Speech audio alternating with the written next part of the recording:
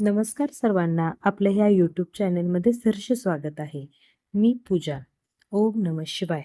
बऱ्याच वेळा आपल्याकडून काहीतरी चुकीचं घडतं, दुःखी असतो, टेन्शनमध्ये असतो, आर्थिकदृष्ट्या कमजोर असतो. अशा वेळी काही उपाय व तोडगे कामी येतात. असे उपाय व तोडगे आज मी तुमच्यासाठी घेऊन आले आहे.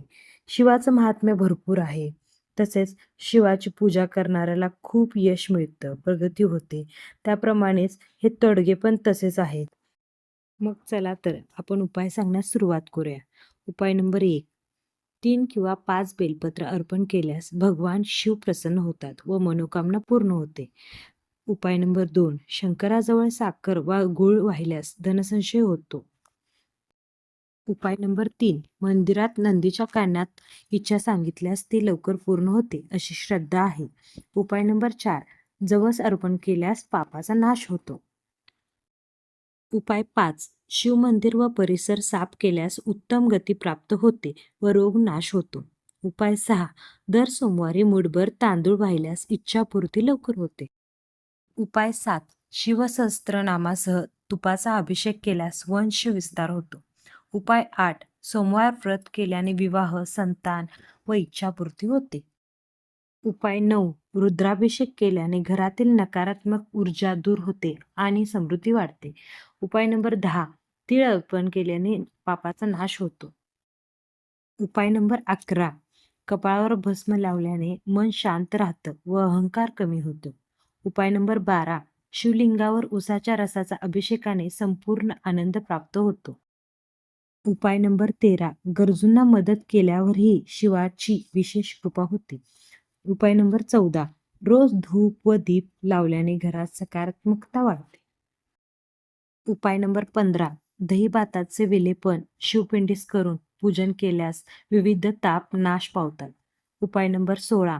चंदर, केशर, कापूर मिश्रित जलाने अभिषेक केल्यास सौख्य व सौभाग्य प्राप्त होते.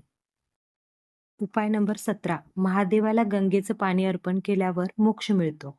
उपाय नंबर 18. दुपारी शिवदर्शन केल्यास सप्तजन्मीचे पाप दूर होते. उपाय नंबर 19. रात्री शिवदर्शन केल्यास अगणित पुण्यप्राप्ती होते. उपाय नंबर 20. शिवाला 20 कमळे वाहिल्यास 1000 बेलपत्र वाहिल्याचं पुण्य मिळतं.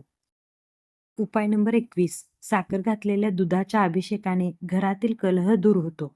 उपाय नंबर 22. शिवाला जलाभिषेक केल्यास पाप क्षय होतो. उपाय नंबर 23. दिवसातून 3 वेळा शिवदर्शन करणारा सर्व दुःखातून मुक्त होतो. उपाय नंबर 24. रोज शिवस्तुती केल्यास मनाचा मोह दूर होतो.